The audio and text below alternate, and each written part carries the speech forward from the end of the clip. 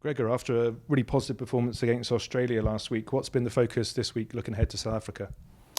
Well, it's a shorter week when you have a 6-day turnaround, so you probably don't spend as much on the review of the game. We did look at the things that worked well for us against Australia and things that we have to improve, but our focus was quickly onto South Africa. The fact that they're one of the best teams in the world champions, it probably would have been already focusing into our next opponents, but just given that we had really two training sessions, we made sure that what we're doing in training reflected what we aim to do at the weekend. Looking at that challenge of South Africa, 4 changes in the starting 15, 2 in the backs and 2 in the forwards. Talk us through bringing in Rufus and Matt in the centres initially.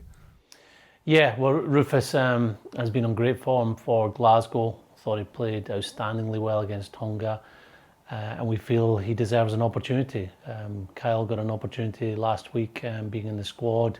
Darcy and Duhan have been starters for us over the last season, and we now have the ability to see how Rufus will go in another test match, and we think the opponent this week is one that will suit Rufus's game. He's very good in kick chase, very good in the air, and he obviously got some X factor when he gets the ball.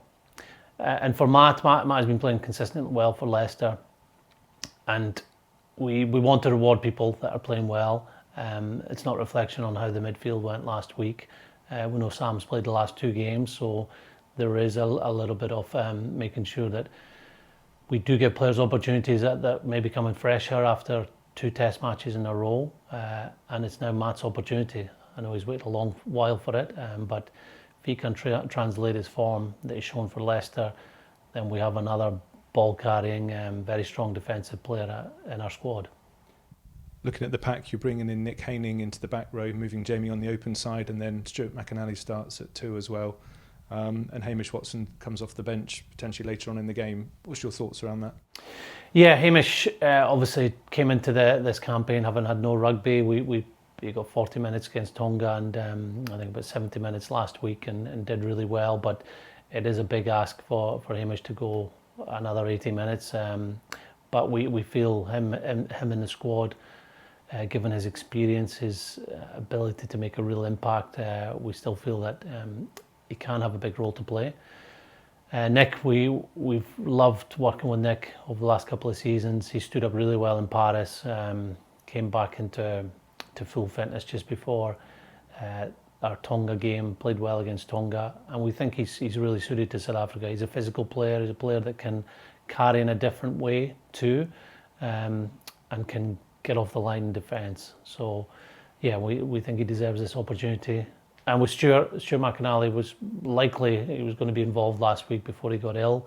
Ewan Ashman really grabbed his opportunity, had a very good game, so he's still in the squad. But with Stuart's experience and also the intent that he showed in the Tonga game, we feel we've got a player that is going to bring something extra this weekend.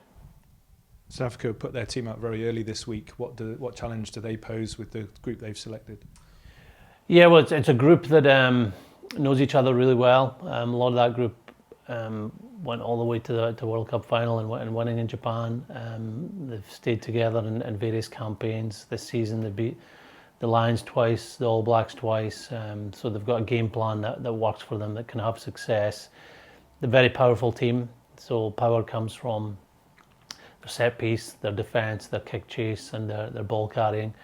And they haven't changed much from the game they believe works for them and has worked for them. So we're expecting more of the same. It's just up to us to rise up to that challenge. And to help us do that, we obviously got a sold-out crowd at BT Murrayfield again. An amazing atmosphere last week against Australia. What difference did that crowd support give the team and the coaches, and what do you hope they'll bring for South Africa? Yeah, I believe it made a big difference. I think the occasion was special. To be there singing the anthems with 67,000 of your fellow countrymen and women was great.